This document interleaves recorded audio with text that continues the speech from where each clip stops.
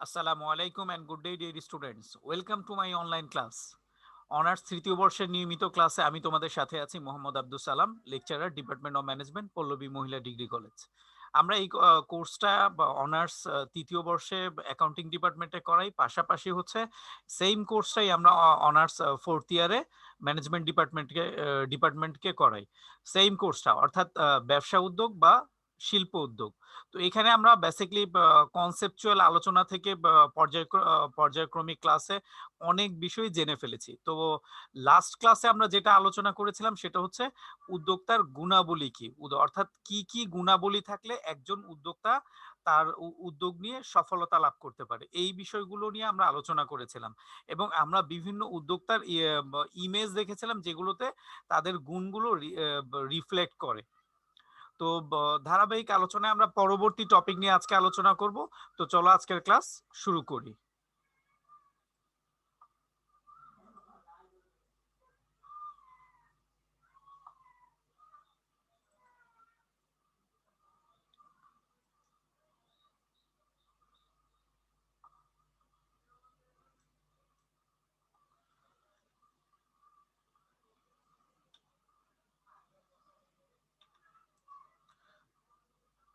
আমরা very initially যেটা করেছি কনসেপচুয়াল ডিসকাশন গুলো করেছি, দেন আমরা হিস্ট্রি বা ব্যাকগ্রাউন্ড দেখেছি, এরপরে যেটা হচ্ছে যে প্রসেস সম্পর্কে জেনেছি, দেন হচ্ছে কেন পিপল ইন্টারেস্টেড হয় বা উদ্যোগ গ্রহণের ক্ষেত্রে, সেই বিষয়গুলো আমরা দেখেছি এবং এই কোশ্চেনটা খুবই ইম্পর্টেন্ট। সিচুয়েশন সম্পর্কে আমরা জেনেছি, দেন আমরা হচ্ছে রোল বা ভূমিকা সম্পর্কে, ব্যবসা সংগঠনের শিল্প উদ্যোগের কিরকম ভূমিকা রয়েছে সেগুলো আমরা জেনেছি। এরপরে টাইপস অফ এন্টারপ্রেনিয়রশিপ সম্পর্কে জেনেছি, দেন হচ্ছে পরের যেই সেগমেন্টটা ছিল কোয়ালিটি সম্পর্কে জেনেছি, এবং হচ্ছে আমরা উদ্যোক্তাদেরকে দেখেছি এবং তাদেরকে দেখলেই কোয়ালিটি গুলো আমাদের চোখের সামনে ভেসে আসে।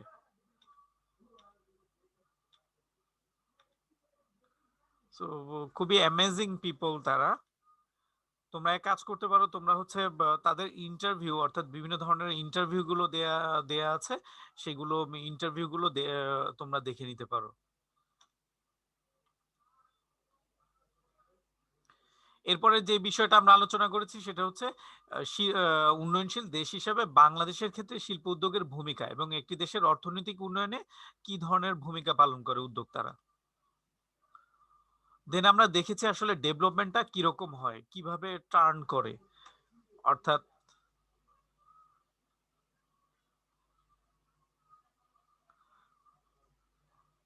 ধারাবাহিক আলোচনা আজকে আমরা যেটা পড়বো সেটা হচ্ছে ইথিক্স পড়বো বা social responsibility. Basically social responsibility হচ্ছে যে সমাজের প্রতি দায়বদ্ধতা, অর্থাৎ আমরা যদি খুব স্বাভাবিকভাবে চিন্তা করি বা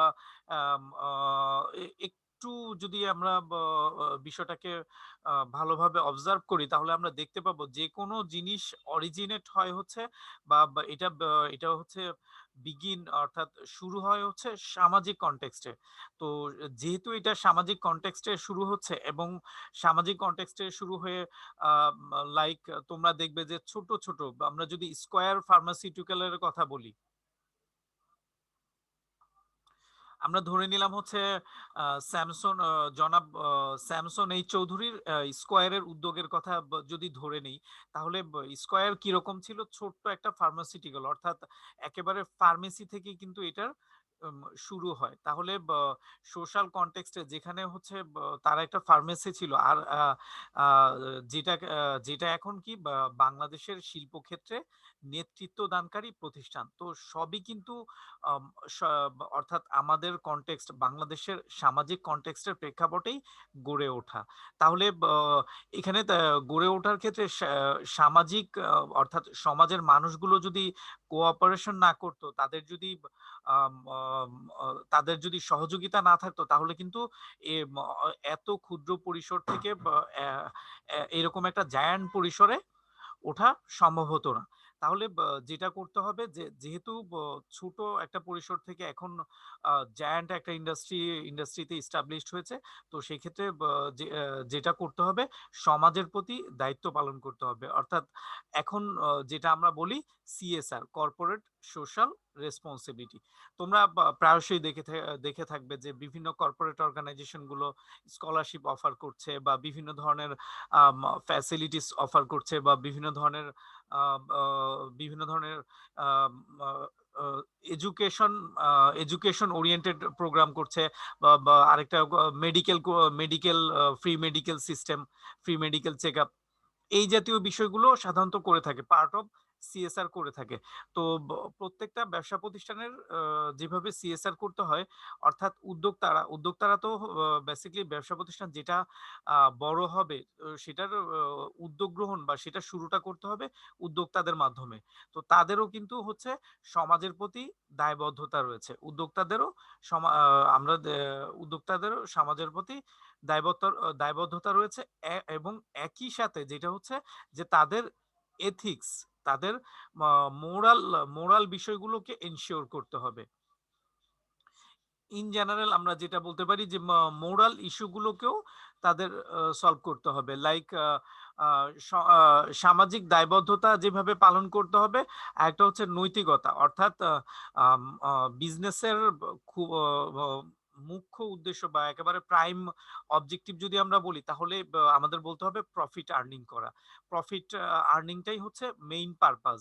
তাহলে মেইন পারপাস বা প্রফিট আর্নিং হলে আম কিন্তু এই ক্ষেত্রে যেটা করতে হবে যে নৈতিকতার সাথে প্রফিট আর্নিং করতে হবে।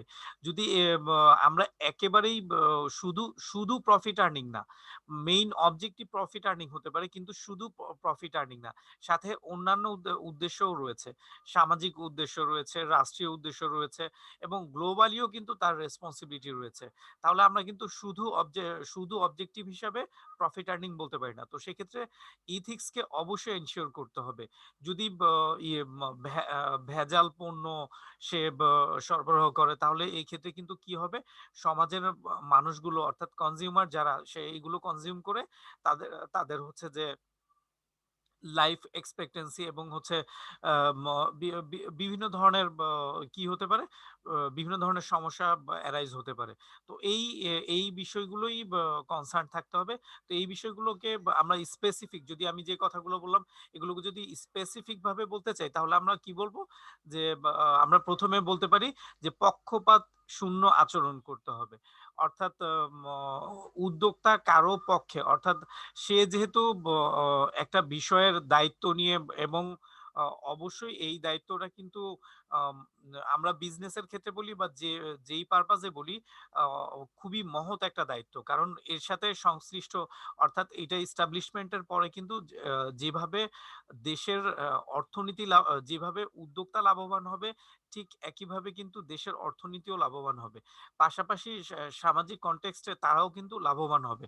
তো এই ক্ষেত্রে যদি ও উদ্যোক্তা পক্ষপাত শূন্য না হয়, তাহলে যেটা হবে যে সে যদি শুধু বিজনেস ওরিয়েন্টেড হয়, তাহলে কিন্তু শুধু বিজনেস ওরিয়েন্টেড মানে শুধু প্রফিট করতে চাইবে। আর যখন শুধু প্রফিট করতে চাইবে তখন কিন্তু তাকে কি করতে হবে? অর্থাৎ ন্যায়, অন্যায়, ভালো-মন্দ অর্থাৎ নৈতিকতাকে বিসর্জন দিতে হবে। কাজেই তার আচরণটা কি হবে? পক্ষপাত শূন্য।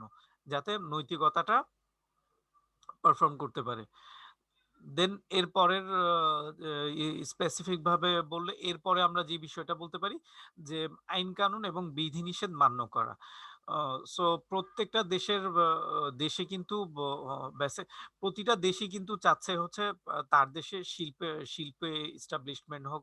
তো সেইজন্য কিন্তু ইন্ডাস্ট্রি ফেভারেবল পলিসি মেক করা হয়। তো ইন্ডাস্ট্রি ফেভারেবল পলিসি মেক করা হলে তো সেই আইন অনুযায়ী কিন্তু একজন উদ্যোক্তাকে চলতে হবে। কিন্তু সে যদি সেই আইন অনুযায়ী না চলে, বিধিনিষেধগুলো মান্য না করে, তাহলে কিন্তু ও ও যেটা হবে যে তার নৈতিকতাটা থাকবে না। এক্ষেত্রে খুব প্র্যাকটিক্যালি আমরা যেটা বলতে পারি লেবার ল এর বিষয়গুলো সে সে আমাদের দেশে খুব সবচেয়ে বাংলাদেশের সবচেয়ে বেশি অ্যাডভান্টেজ যেটা সেটা হচ্ছে labour cost. Labour cost is very lower more than other competitive countries. Other competitive countries এর চেয়ে আমাদের বাংলাদেশের লেবার কস্টটা খুব কম। কিন্তু সেই ক্ষেত্রেও যদি আমরা লেবারকে নিয়ে একেবারে টাইম ডিউরেশন মেইনটেইন না করে লেবার লয়ে 2006 এ যেই পলিসিগুলো দেয়া হয়েছে সেই সুযোগগুলো তাদেরকে না দিয়ে টাইম ডিউরেশন মেইনটেইন না করে যদি তাদেরকে শুধু নিজের প্রফিট আর্নিং এর কথা চিন্তা করে উদ্যোক্তা, এটা কিন্তু আনইথিক্যাল হবে। সো এই বিষয়টা আমাদের অবশ্যই মনে রাখতে হবে। এরপরে হচ্ছে সততা। অম আমরা প্রভার্ব তো আমরা জানি যে honesty is the best policy, but honesty is the best policy কি করতে হবে? Turn into activities. এটা তো পার্সোনাল লাইফে যেভাবে প্র্যাকটিস করতে হবে সেক্ষেত্রে উদ্যোক্তাকেও একইভাবে প্র্যাকটিস করতে হবে। ও তো এই ক্ষেত্রে যে যেই বিষয়গুলো থাকে, ট্যাক্সেশন এর বিষয় থাকে, নিয়মিত ট্যাক্স প্রদান করা এবং হচ্ছে আম অ যে আরো যেই বিষয়গুলো রয়েছে প্রত্যেকটা বিজনেসই অর্থাৎ ফরেন ট্রেডের সাথে কানেক্টেড। তো ফরেন ট্রেডের ক্ষেত্রে বিভিন্ন ধরনের ডিউটি থাকে, কাস্টম ডিউটি থাকে, সাপ্লিমেন্টারি ডিউটি থাকে। তো এই যে ডিউটিস গুলো বা এই ডিউটি গুলো, তো এই ডিউটি গুলো কিন্তু ডিউটি, ভ্যাট, ট্যাক্স, এই বিষয়গুলো কিন্তু সঠিকভাবে প্রদান করা। এরপরে পরের স্পেসিফিক বিষয়টা হচ্ছে ক্রেতা, কনজিউমার স্যাটিসফ্যাকশন। কনজিউমার স্যাটিসফ্যাকশনটা এনশিওর করতে হবে। বেসিক্যালি বা আমরা যদি টু বি অনেস্ট বলতে চাই যে একজন বিজনেস বা একজন উদ্যোক্তা সফল হতে চায়। আর তার সফল হওয়ার জন্য সবচেয়ে বেশি ইজিয়ার ওয়ে হচ্ছে কনজিউমার স্যাটিসফ্যাকশন। তার প্রতি যদি কনজিউমাররা লয়াল থাকে, তো সেক্ষেত্রে কিন্তু সে যেকোনো ইনিশিয়েটিভকে সাকসেস পর্যন্ত নিয়ে যেতে পারবে, খুব সহজেই নিয়ে যেতে পারবে। একটা হচ্ছে পরিকাঠামো সৃষ্টি করা, ইনফ্রাস্ট্রাকচার ডেভেলপমেন্ট করা। তো তার যে উদ্যোগ এবং তার যে প্রতিষ্ঠান হবে তার একটা একটা কাঠামো তৈরি করা। এটা একটা হচ্ছে যে ইনফ্রাস্ট্রাকচার, যেটা হচ্ছে অবকাঠামো তৈরি করা যেতে পারে। আরেকটা হচ্ছে অর্গানোগ্রাম, অর্থাৎ উদ্যোক্তা ভেরি ইনিশিয়ালি তো সে কার্যক্রম শুরু করে বা তার সাথে আরো কেউ শুরু করে। তো ইনিশিয়ালি যারা শুরু করে পরবর্তীতে একটা অর্গানোগ্রামের মাধ্যমে জিনিসটাকে একটা ফর্মাল শেপে নিয়ে আসা। আদারওয়াইজ যেটা হয় যে অনেক বিষয়ই থাকবে না। লাইক আমরা বলতে পারি অ্যাকাউন্টেবিলিটি থাকবে না বা হচ্ছে ট্রান্সপারেন্সি থাকবে না। তো যখন দেখা যাবে যে ল্যাক অফ অ্যাকাউন্টেবিলিটি বা ল্যাক অফ ট্রান্সপারেন্সি হলে যেটা হবে যে অর্গানাইজেশন একসময় থ্রেট, অর্থাৎ সার্ভাইভ করতে কঠিন হবে, সার্ভাইভ করতে পারবে না। সো এইগুলো ছিল স্পেসিফিক পয়েন্ট। তো আমরা আরো কিছু স্পেসিফিক পয়েন্ট দেখব। একটা ইমেজ, এটা হচ্ছে ইথিক্স এর ইমেজ। তো ইথিক্স বেসিক্যালি যেভাবে উদ্যোক্তাদের ক্ষেত্রে দরকার, সামাজিক, সোশ্যাল এবং হচ্ছে গ্লোবালি সবার ক্ষেত্রেই প্র্যাকটিসটা করা দরকার।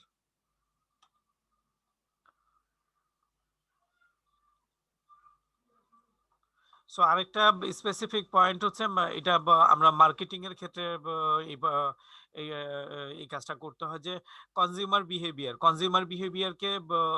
বিহেভিয়ারকে কন্ট্রোল করতে হবে, অপারেট করতে হবে। এখন একটা সময় ছিল যে বেসিকলি কনজিউমার বিহেভিয়ার অর্গানাইজেশন গুলোকে অপারেট করতো, অর্থাৎ যেটা হতো যে কনজিউমার যেভাবে যেভাবে চাইছে অর্গানাইজেশনকে সেভাবেই প্রোডাক্ট সার্ভ করতে হতো।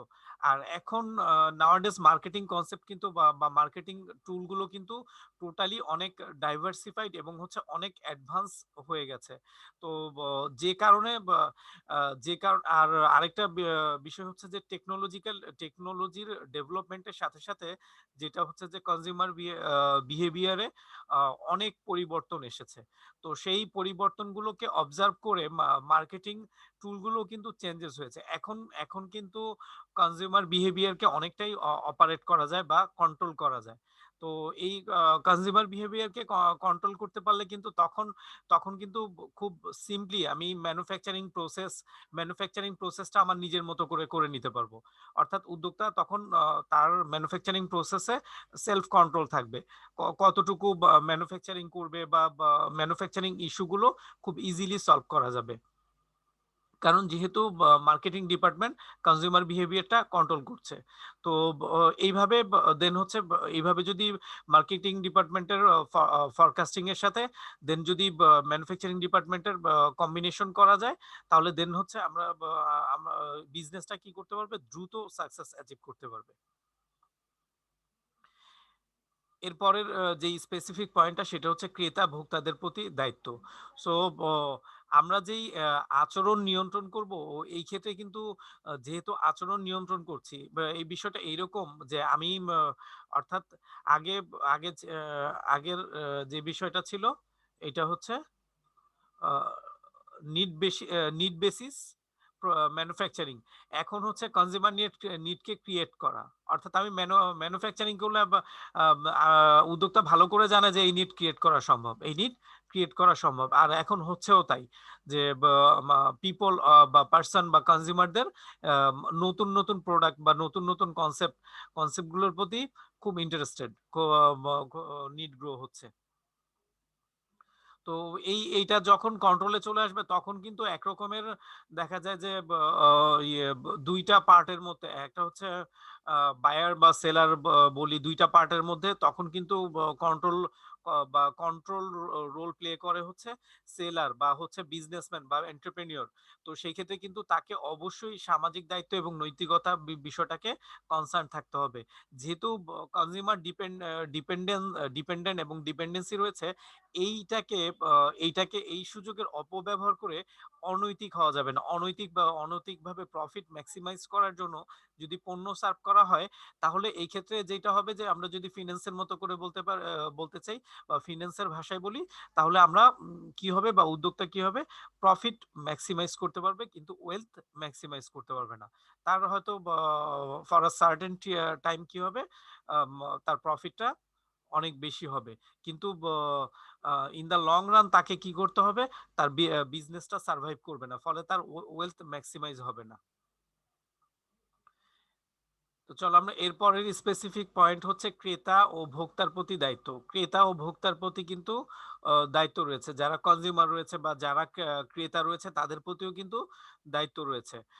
তাদের প্রতি সবচেয়ে বড় যে দায়িত্ব সেটা হচ্ছে যে quality product, quality product ensure করা। অর্থাৎ প্রোডাক্টের গুণগত মান প্রফিটের জন্য যেন বিষয়টা এমন না হয় যে গুণগত মানের কোনো কিছুই থাকলো না এবং হচ্ছে এ এটা যদি এমন হয় যে কনসার্ন অথরিটিকে আম আ যদি ফাঁকি দিয়েও করা যায়, তো সেক্ষেত্রে আমরা কি ইথিক্স এর ব্যাপারটা কিন্তু একেবারে নিজস্ব ব্যাপার। অর্থাৎ কনসার্ন অথরিটি কোনোভাবে যদি নাও জানে ইথিক্স কিন্তু ব ই ই এথিক্যালি কিন্তু কি এইটা ফরবিডেন বা এটা নিষিদ্ধ। এটা করা যাবে না বা সোশ্যাল রেসপনসিবিলিটির ক্ষেত্রেও এটা করা যায় না। এরপরে হচ্ছে পাওনাদার অর্থাৎ আ বা যারা হচ্ছে অর্গানাইজেশনে বিভিন্ন ধরনের প্রোডাক্ট সাপ্লাই দিচ্ছে বা বিভিন্ন ধরনের আম আ ম্যাটেরিয়াল সাপ্লাই দিচ্ছে, বিভিন্ন ধরনের টেকনিক্যাল সাপোর্ট দিচ্ছে বা বিভিন্ন ধরনের দায়িত্ব পালন করছে। তো এই পাওনাদারদের প্রতি কিন্তু অর্গানাইজেশনের দায়িত্ব রয়েছে। একটা অর্গানাইজেশন যখন লার্জ স্কেল অর্গানাইজেশন হয় তখন ছোট স্কেল থেকেই অর্থাৎ আ স্মল স্কেল থেকে যখন মিডিয়াম বা লার্জ স্কেল অর্গানাইজেশন হয় তখন কিন্তু এখানে ব বিভিন্ন ধরনের বা পাওনাদার বলি, স্টেক হোল্ডার বলি, তাদের ইন্টারেস্ট রিলেটেড থাকে। তো সেই ইন্টারেস্ট বা তাদের কিন্তু ঋণ থাকে। তো সেইগুলো কিন্তু খুব সিম্পলি যেটা হচ্ছে যারা ডিরেক্টলি কন্ট্রিবিউট করছে তাদের টাকা পয়সাগুলো যেমন ব্যাংক এক ধরনের পাওনাদার। লাইক হচ্ছে ব্যাংক লোন দেয়। এখন যদি কোনো উদ্যোক্তা ব্যাংকের সাথে তার রিলেশনশিপটা বা তার তার যে বিহেভটা সেটা যদি প্রপার না রাখে, দিন শেষে কিন্তু তার প্রোগ্রেস বা তার এগিয়ে যেতে অনেক কষ্ট হবে। কজ হচ্ছে যে ব্যাংক ঋণ দিচ্ছে, পাশাপাশি হচ্ছে সে কিভাবে ভালো করতে পারে, এইজন্য কিন্তু ব্যাংক সবচেয়ে বেশি চিন্তা করে। অর্থাৎ ব্যাংক চিন্তা করে তাকে 400 কোটি টাকা লোন দেওয়া হয়েছে, এই 400 কোটি টাকা যেন চলে আসে। তো এইরকম একজন এরকম পাওনাদার গুলোর কিন্তু সরাসরি বিজনেস, তাদেরকে কিন্তু এক রকমের বিজনেস পার্টনার বলা যায়, তারাও কিন্তু ব্যবসায়ের অংশীদার। তো সেই জন্য অংশীদারদের প্রতিও কিন্তু দায়িত্ব রয়েছে, এক হচ্ছে মোরালিও রয়েছে এবং সোশ্যাল রেসপন্সিবিলিটিও দৃষ্টিকোণ থেকেও রয়েছে। এরপরের যে স্পেসিফিক পয়েন্ট আমরা দেখব সেটা হচ্ছে শ্রমিক কর্মীদের প্রতি দায়িত্ব। বেসিক্যালি ও এইটার ক্ষেত্রে হচ্ছে man man build the organisation, not machine or materials, বা অন্যান্য যে বিষয়গুলো রয়েছে, মানুষই কিন্তু অর্গানাইজেশনটাকে গড়ে তোলে। তো সেটা একেবারে গেটম্যান থেকে বা ওয়াচম্যান থেকে অর্গানাইজেশনে যে দারোয়ান রয়েছে তার থেকে শুরু করে একেবারে সিইও পর্যন্ত সবাই কিন্তু অর্গানাইজেশনের ক্ষেত্রে শ্রম দিচ্ছে বা কর্মী, স্টাফ। তো এই ক্ষেত্রে ট্রিটমেন্ট বা ট্রিটটা কিন্তু ইকুয়ালি হবে। কজ এখানে কেউ মানসিক শ্রম দিচ্ছে, কেউ ফ্যাক্টরিতে যারা লেবার দিচ্ছে তারাও কিন্তু কন্ট্রিবিউটর। সো এইখানে কিন্তু শ্রমকে বা কারো কর্মকে ইগনোর করার কোনো সুযোগ নেই। আর বেসিক্যালি যেটা করতে হবে বা যে যেটা এইখানে আমরা আলোচনা করছি সেটা হচ্ছে নৈতিকতা। আমাদের অর্গানাইজেশন বা উদ্যোক্তাকে চিন্তা করতে হবে শ্রমিক কর্মীদের প্রতি যেন কোনোভাবেই নৈতিকতা বা সামাজিক দায়িত্বের ব্যত্যয় না হয়। লাইক হচ্ছে যে তাদের শ্রমিক লোতে তাদের যে প্রিভিলেজ গুলো দেয়া আছে, তাদের যে সুযোগ সুবিধাগুলো দেয়া আছে, সেটা অবশ্যই এনশিওর করা এবং হচ্ছে ওয়ার্কিং আওয়ারের ব্যাপারে তাদের তাদের হচ্ছে যে ডিস্যাটিসফ্যাকশন ক্রিয়েট না হয় সেটা, এবং হচ্ছে সেফটি, স্পেশালি সেফটির বিষয়গুলো এনশিওর করা। তো এইভাবে এই বিষয়গুলো কিন্তু মোরাল বিষয়। এগুলো অনেক কিছুই রয়েছে যেগুলো হচ্ছে শ্রমিক কর্মীদের প্রতি না করলে খুব একটা দৃশ্য তো তেমন কিছু দেখায় না। কিন্তু নৈতিকতার দিক থেকে এটা খুবই ভয়াবহ একটা ব্যাপার। যেমন হচ্ছে তাদের হেলথ অ্যান্ড সেফটির বিষয়গুলো, তাদের স্বাস্থ্য এবং হচ্ছে নিরাপত্তার বিষয়গুলো। এটা কিন্তু ওনার বা উদ্যোক্তাকে এনশিওর করতে হবে। এছাড়া তাদের লং ওয়ার্কিং আওয়ার যেটা হচ্ছে তাদের হেলথের ক্ষেত্রে খুব ব্যাড ইমপ্রেশন ক্রিয়েট করতে পারে। এবং যদি কেমিক্যাল রিলেটেড কাজ হয়, লাইক এমন কাজ করছে যেগুলো লাইক টলিউড নিয়ে কাজ করলো। টলিউড নিয়ে কাজ করলে এটা কিন্তু লং টার্ম ইফেক্ট যেটা হতে পারে, বন্ধ্যাত্ব ক্রিয়েট হতে পারে। তো এক্ষেত্রে মাস্ক এবং হচ্ছে যেটা হচ্ছে গ্লাভস ইউজ করা বা সেফটি টুল ইউজ করা, এটাকে আমরা পার্সোনাল পিপিই বলি, পার্সোনাল প্রোটেক্টিভ ইকুইপমেন্ট ইউজ করা। তো এইভাবে যে দায়িত্বগুলো রয়েছে সেগুলো পালন করা সব ক্ষেত্রে কিন্তু অথরাইজ, অর্থাৎ অথরিটি গিয়ে খোঁজ খবর নিবে না বা নেওয়া সম্ভব না। সেক্ষেত্রে উদ্যোক্তা কি করতে হবে, নৈতিকতা বা সামাজিক দায়িত্বের মাধ্যমে পালন করতে হবে। এরপরের যে স্পেসিফিক পয়েন্টটা রয়েছে সেটা হচ্ছে বিনিয়োগকারীর প্রতি দায়িত্ব, রেসপন্সিবিলিটি টু টু ইনভেস্টরস। অর্থাৎ যারা ইনভেস্টর রয়েছে তারা কিন্তু ফাইন্যান্সিয়ালি, অর্থাৎ উদ্যোক্তা কিন্তু কনসেপ্ট জেনারেট করেছে, কিন্তু তারা এই কনসেপ্টকে ইস্টাবলিশ করার জন্য কিন্তু ইনভেস্টর রয়েছে। লাইক বিভিন্ন ধরনের ফাইন্যান্স কোম্পানি রয়েছে, ব্যাংক রয়েছে, পার্সোনাল ইনভেস্টমেন্ট হতে পারে। তো এই যে বিনিয়োগকারী এদের যে টাকা দিয়েছে, এটা কিন্তু উদ্যোক্তাকে বিশ্বাস করে দিয়েছে যে সে তার ব্যবসায় প্রপার ইউটিলাইজ করবে। সো উদ্যোক্তাদের বিনিয়োগকারীর প্রতি দায়িত্ব হচ্ছে মানি টাকাটার হচ্ছে প্রপার ইউটিলাইজেশন করা। প্রপার ইউটিলাইজেশনের মাধ্যমে কি করা, প্রপার ইউটিলাইজেশন না করে যদি সে কি কোনো একটা বুদ্ধি বা কোনো একটা কিছু করে এরকম করতে চায় যে সে তার অ্যাকাউন্টে রেখে দিল। তো এইভাবে যদি কোনো অনৈতিক কাজ করে, এই জন্য কিন্তু উদ্যোক্তাকে লায়াবেল থাকতে হবে, নৈতিকভাবে লায়াবেল থাকতে হবে। এবং এটা হচ্ছে কি তার খুবই নৈতিক দায়িত্ব। বিনিয়োগকারীর যে টাকাগুলো নেওয়া হয়েছে, যেই পারপাজে নেওয়া হয়েছে, যেই কথা বলে নেওয়া হচ্ছে, প্রপার ভাবে ইউটিলাইজ করে তাদেরকে সেই প্রফিট এনশিওর করা। সো এইখানে দেখো বেসিক্যালি আমরা মোরালিটি বা নৈতিকতা বলতে যা বোঝাচ্ছে এটা হচ্ছে difference between good and bad, good or bad. Either good হবে অর ব্যাড হবে। তো এই জাতীয় কাজের মধ্যে কি করা, ডিফারেন্স নিয়ে আসা, গুডটা করা আর ব্যাডটা অ্যাভয়েড করা।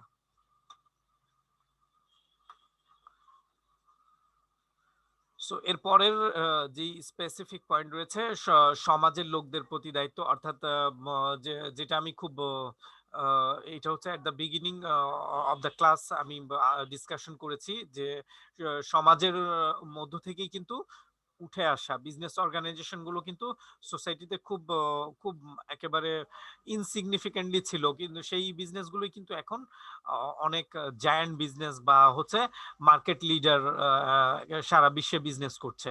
তো তাদের এইটা কিন্তু সমাজের প্রতি অনেক ঋণ, অনেক পার্সনের প্রতি, অনেক স্ট্রাকচারের প্রতি।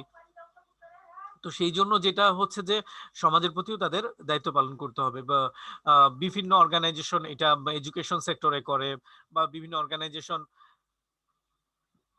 যেটা করে হচ্ছে স্কুল কলেজ ইউনিভার্সিটি দিচ্ছে বা হসপিটাল দিচ্ছে কম কস্টে, ওই ওই এরিয়ার লোকজনের চিকিৎসার জন্য হসপিটাল দিচ্ছে, বা শিক্ষা উন্নয়নের জন্য শিক্ষাবৃত্তি দিচ্ছে, অথবা স্কুল কলেজ ইউনিভার্সিটি করে দিচ্ছে।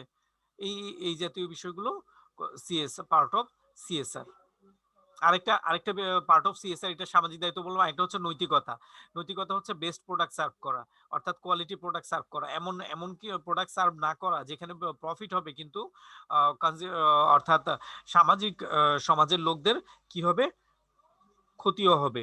তো এই বিষয়গুলো কনসার্ন থাকা। এরপরের যে বিষয়টা রয়েছে স্থানীয় এলাকা ও সরকারের প্রতি দায়িত্ব। স্থানীয় এলাকা একেবারে যেই এলাকায় বিজনেস রাইজ করেছে সেই এলাকার কথা বলা হচ্ছে। সেই এলাকা এবং গভর্নমেন্টের প্রতি দায়িত্ব হচ্ছে গভর্নমেন্ট যেই পলিসি গুলো করে, আম, আহ, যেই ডিউটি, যেই ট্যাক্স, যে ভ্যাট গুলো রেখেছে সেইগুলো, এবং গভর্নমেন্ট ল গুলো কি করা, মেনে চলা। অর্থাৎ এইগুলো করলেই কিন্তু যেটা হচ্ছে সরকারের প্রতি দায়িত্ব পালন করা হবে। আর স্থানীয় লোকজনের প্রতি দায়িত্ব পালন, তাদের প্রতি বিভিন্ন কিছু করা যেতে পারে। আর একেবারে মূল বিষয় যেটা হচ্ছে যে কোয়ালিটি প্রোডাক্ট সার্ভ করা, মোরালিটি ঠিক রাখা। সো এই ছিল নৈতিকতার ইস্যু। কোশ্চেনটা খুবই ইম্পর্টেন্ট, প্রায় আসে, তো 2009 সালেও এসেছিল, সামনেও আসতে পারে। সো এরপরে আমরা আরেকটা টপিক আলোচনা করব, যেটা হচ্ছে উদ্যোক্তা জন্মগতভাবে উদ্যোক্তা, বা উদ্যোক্তা সৃষ্টিমূলকও বটে। তো এখানে যেটা বলছে যে সৃষ্টিমূলকও বটে, কিন্তু আম, আহ, এটা এটা হচ্ছে ডেভিড ম্যাকলেল্যান্ড একটা কনসেপ্ট। উনি হচ্ছে যে কিছু পার্সন, উনি একটা গবেষণায় দেখেছে ডেভিড ম্যাকলেল্যান্ড যে আহ, কিছু কিছু কিছু মানুষ হচ্ছে ইন্সপায়ার হয়, মোটিভেশনাল ইন্সপায়ার, অর্থাৎ একজন সাকসেস অ্যাচিভ করেছে, এই যে অ্যাচিভমেন্ট মোটিভেশন বলে এটাকে, অ্যাচিভমেন্ট মোটিভেশন। তো অ্যাচিভমেন্ট মোটিভেশনের মাধ্যমে উদ্যোক্তা ক্রিয়েট করা যায়। এটা হচ্ছে ডেভিড ম্যাকলেল্যান্ডের একটা এক্সপেরিমেন্ট। কিন্তু সরি,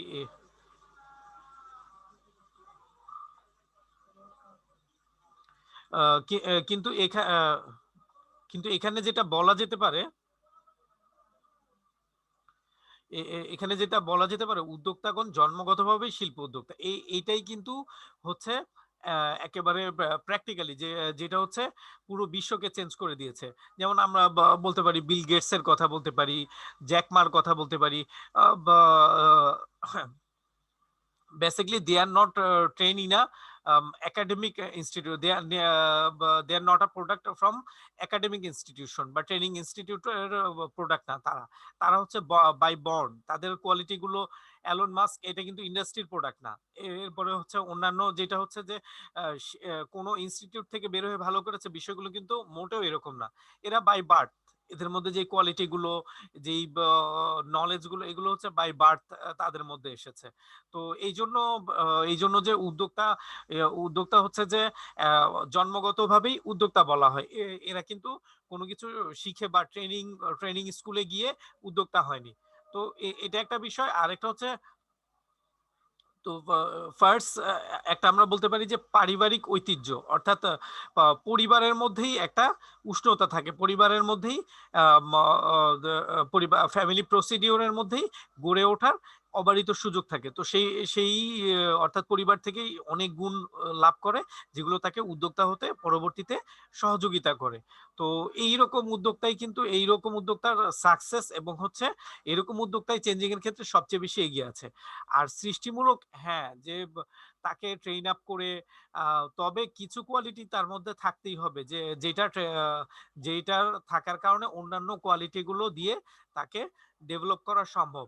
আর যদি একেবারেই কোনো কোয়ালিটি বা উদ্যোক্তা হওয়ার মতো না, তাহলে কিন্তু সে অন্য কোনো কাজ করবে, উদ্যোক্তা না। কারণ উদ্যোক্তা কিন্তু টোটালি আনসার্টেন, অনিশ্চিত একটা বিষয়। তো অনিশ্চিত বিষয় নিয়ে যদি অনিশ্চয়তা মানেই কিন্তু ভয়, বা যেটা হচ্ছে যে অনিশ্চয়তা মানেই তো হচ্ছে এনিথিং কুড বি হ্যাপেন, অর্থাৎ কি হবে এটা টোটালি আনসার্টেন। তো এখন এটা ইট ক্যান বি প্রফিটেবল, আবার এটা কি হতে পারে, লসও হতে পারে, প্রফিটেবল হতে পারে, লসও হতে পারে। তো সেই আনসার্টেনিটি এগিয়ে যাওয়া, এটাও কিন্তু কম চ্যালেঞ্জের বিষয় না।